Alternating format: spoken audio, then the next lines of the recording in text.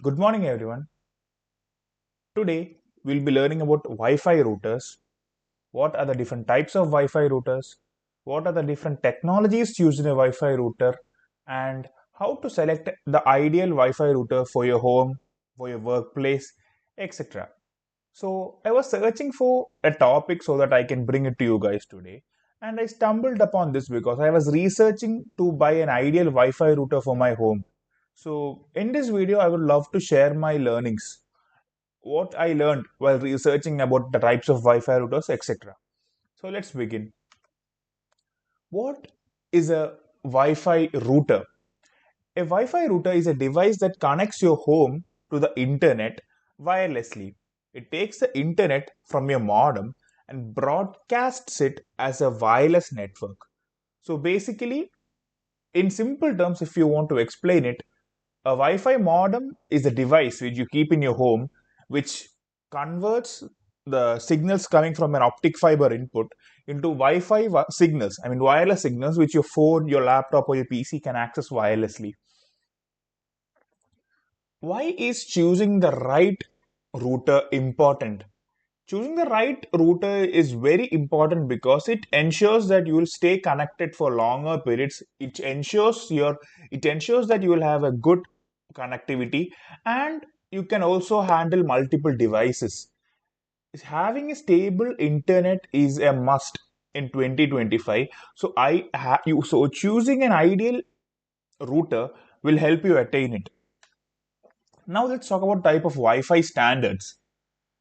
Wi-Fi standards are you can say Wi-Fi standards are as generations of technology. For example, when we talk about mobile communication, which will come up which we'll talk about in a future video, I'll just grace upon it. We have multiple technologies, that is 1G, 2G, 3G, 4G, and the current top model in India at least 5G. Similarly, in Wi-Fi we have multiple technologies. We have Wi-Fi 4, Wi-Fi 5, and Wi-Fi 6. Wi-Fi 4 is the current older model. I mean, it's still in prevalence today. And the thing is, Wi-Fi 4 is pretty slow. I mean, as we climb up the ladder from Wi-Fi 4 to Wi-Fi 6, the speed of connectivity increases rapidly. So that means I have, as I mentioned here in the bottom, newer standards equal to faster internet plus better support for multiple devices. This is as I said at the beginning of the video, I am searching for an ideal Wi-Fi router for my home. I have a Wi-Fi router. It's a Wi-Fi 4 router. The thing is, I can do the basic stuff. I can search it. I can surf the internet. I can create PPTs. I can upload YouTube videos. All of these things I can do. But the problem is, it's not quick enough. When I am paying a certain amount of money to my ISP, that is my internet service provider, I'm expecting the maximum output of that, and this router is limiting the output. So if I upgrade this router and upgrade the plan, I can access much faster internet speeds. So let's start about Wi-Fi 4. I mean, these are just some technical specifications I have mentioned. We'll just read through them. It was released in 2009. It has speeds of up to 600 Mbps, and it has two frequencies, 2.4 gigahertz and 5 gigahertz. We'll discuss them in a later part of this video. And as I mentioned above, it's perfect for basic browsing and small households. It has its own pros and cons. So the first one being it's very cheap. If I'm not wrong, when my father fixed the whole Wi-Fi set, when my father set up the Wi-Fi system by contacting the operator, the whole thing cost almost 1500. That is the service charge, the installation charge, and the cost of the modem, everything, the router, everything was confined at 1500. That's pretty cheap for an average Indian family, and it has decent range. I mean, I have a router outside my room, and it can supply internet to all of my upstairs area. I mean, if I'm sitting down, I need to use an extender, but yeah, it is sufficient for one floor. Its main con, as I said before, is it's very slow compared to current standards at least. And when I connect multiple devices, so for example, when my cousins visit my home, I usually have something like 15 to 20 devices connected. So the higher the number of connections, the slower your internet gets. Next is Wi-Fi 5. It was released in 2014. It can have speeds of up to 3.5 gigabits per second, it only takes 5 gigahertz frequency. I mean, it only emits 5 gigahertz frequency, and it can be used for HD streaming, mid-level gaming, and it can connect a lot of devices. I mean, 4 to 6 is the bare minimum. It can go up to a lot. As I mentioned ago, it's much faster than Wi-Fi 4. It handles multi-device usage well, and it has less interference due to using the 5 gigahertz bandwidth. Okay, but the problem is it has lower range. I mean, I will talk about the types of gigahertz in the later section of the video, and it's not ideal for large homes unless it's well spaced. Then comes the latest technology. I mean, the current readily available latest technology, that is Wi-Fi 6. It was released in 2019. It can have speeds of up to 10 gigabits per second. And again, it combines both the 2.4 gigahertz wavelength and the 5 gigahertz wavelength. It is very useful for smart homes and smart offices and large multitasking facilities. It has the ability to handle a lot of devices simultaneously in a very efficient manner. And it also, I mean, I heard it also extends your phone's battery by reducing the amount of power used by your phone, to maintain a connection with your Wi-Fi system. It has improved range and speed due to the usage of two different wavelengths. Now, if we want to talk about the frontier edge in this technology, that is the Wi-Fi 5, Wi-Fi 6E and Wi-Fi 7, they are the frontier edges of Wi-Fi technology, and they are not readily available, at least in India. I mean, I have seen Wi-Fi 6E versions in YouTube videos of other creators from other countries, in foreign countries, but yeah, in India, it's not so prevalent. The first one is Wi-Fi 6E. It's like a slight modification over the previous Wi-Fi 6 setup. It was released in 2021, and it adds a new 6 gigahertz band. I mean, let me tell you something. The higher the frequency, the lower the range, and better the connection. That is, I mean, the better the speed. Okay, so it can attain faster speeds with lesser latency compared to Wi-Fi 6.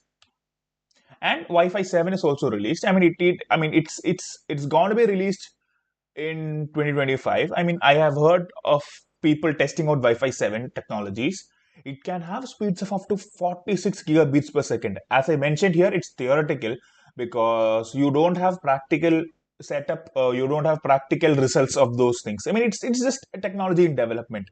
I think it might take an year or two in order to be in the market fully. It has wider channels. It uses something called a multi-link operation, which we'll talk about in future videos, and it also has ultra low latency. Latency means the response time in which the time it takes for your computer to respond to something. That's called latency. So lower the latency means that your internet is much faster. The moment you click is the exact moment you get something. I mean, the reaction times becomes very low. Now, as I mean, we were talking about the different types of bandwidth, right? So I said higher the bandwidth frequency, lower the range, and higher the speeds. So this is exactly what I said. I mean, currently, if you take your smartphone, right, like here, you turn on hotspot, you have two features there. The first one being you can change the wavelength in which your phone emits the hotspot Wi-Fi signals. So you have two options there. The first one being the 2.5 gigahertz, 2.4 gigahertz, and the second one being the 5 gigahertz. So here I have mentioned the 2.5 gigahertz offers you better range. It works through walls and obstacles, and it's compatible with older devices. And the cons are it's slower and it can get congested. I mean, many other technologies are using the same wavelength. So yeah, you might face some issues there as well. On the other hand, a 5 gigahertz band is faster, it has less interference. I mean, on the other hand, it has a shorter wavelength. I mean, it has a shorter wavelength and hence a shorter range. So if you're sitting behind two or three walls, the chance of you getting a efficient Wi-Fi 5 gigahertz signal is going to be pretty difficult. Okay, so why coverage matters? A router's range affects how well you stay connected in every room. Thick walls, multiple floors, and large spaces weaken your Wi-Fi signals. So in such scenarios, you might need to use other things, other technologies like a Wi-Fi mesh system or you might need to purchase two or three extenders, Wi-Fi range extenders, in order to use your Wi-Fi at all places in your, I mean, all positions in your home. So, choosing your Wi-Fi system based on your home size. If you have a small 1 BHK system, a single band or a basic dual band system, that is, I mean, a band means the Wi-Fi signal wavelength. So we have discussed in Wi-Fi signal frequency. Sorry. So we have discussed about two frequencies, that is the 2.4 and the 5 gigahertz. So anything basic would do for a single 1 BHK apartment. I mean, if I'm saying honestly, even a 2.4 gigahertz one is pretty enough. Is very much enough for your 1 BHK apartment. For 2 BHK apartment, still you can use a basic 2.4 gigahertz setup, or if possible, if you have the money for that, you can upgrade to a two dual band system. And if you're using a large villa or a home, you definitely have to use a dual band system, or I would prefer you should use a mesh system. Mesh systems are a bit expensive, but yeah, it will satisfy your needs definitely. The number of devices also affects your Wi-Fi's performance. The larger the the higher the number of Wi-Fi, the higher the number of users in your Wi-Fi system, the more load on your router. So you will face a drop in the internet speeds, etc.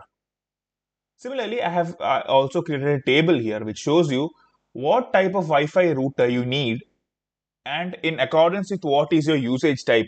For example, if you use 2 to 3 devices, basically your personal devices, then you can take an entry level router, a Wi-Fi 4 or a basic Wi-Fi 5 will be useful. If it's moderate, you need a dual band router, Wi-Fi 5 or Wi-Fi 6. Heavy and smart homes definitely require Wi-Fi 6E as a minimum. So now let's talk about the hardware of a router. The first one being the antenna. More antennas means better signal coverage, and you can also have external antennas. I mean, if you take a router into example, you might see two or three sticks pointing outward. You can adjust the where those sticks point in order to get better range, better connectivity of your Wi-Fi. It's ideal for multi-floor or multi-room systems, multi-room homes. Then we have a lot of ports in your Wi-Fi. First, we have the LAN port, which helps you connect to PCs or TVs or your gaming consoles directly. Second one is the WAN port, which helps you connect with your modem. And the third one being the USB port. It's optional for sharing printers or external drives. Here, we also talk about MIMO, that is multi-user, multi-input, multiple output. It means it allows the router to communicate with multiple devices simultaneously. So by doing this, you can reduce lag, you can improve your internet speeds, etc. I mean, this technology is pretty common in Wi-Fi 5 and Wi-Fi 6 routers. So as I said, I mean, you must have heard me mention a word before called mesh Wi-Fi. So now let's talk about it in detail. Mesh Wi-Fi systems are those Wi-Fi systems which act as a node system. For example, you in a traditional router, you have one router set up in your home, and it provides internet to a whole house. Okay, if you have a mesh system, you have multiple smaller routers connected like a spider web. So all of them together act as a very large router and provides your internet. So the thing is, it offers higher range, it offers a wider range, it offers you quicker speeds, lower latency, and it does not affect your speed. If you are using a traditional router and if you're buying an extender, you might face a drop in your internet speeds, but using a Wi-Fi mesh ensures that you don't face any drops in internet speeds. And you also have to check if your router and if your ISP plan, that is the internet service provider plan, is compatible. Your plan should never exceed what your router's capability is. If I have a router which is capable of emitting, for example, let's imagine 100 Mbps, you should never take a plan of something like 200 Mbps, which means, I mean, the remaining 100 Mbps is technically useless because your router can't handle that amount of speeds. Okay.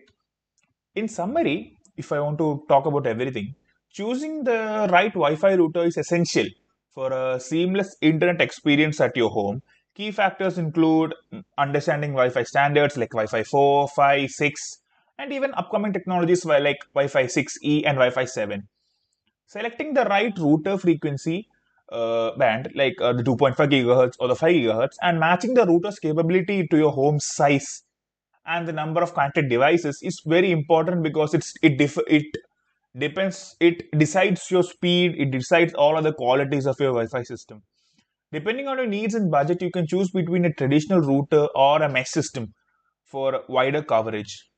So, in conclusion, a router is the backbone of your internet experience. You have to choose your ideal router based on your home size, based on the usage and the number of devices. You should never overspend. I mean, that's technically a golden rule. You should never overspend on anything, let alone routers. Choose what is necessary for you. Don't spend unapologetically. Don't be a spendthrift person. For larger homes or office spaces, you can use mesh Wi-Fi systems, and you have to always check before buying. Check the speed, check the range, check the features, check the bandwidths, and also check if your devices at home, for example, your laptop or your phone, supports these high-level bandwidths. If it does not support high-level bandwidths, then there is no use of you acquiring one router for that purpose. So that's all for today's video. Thank you all.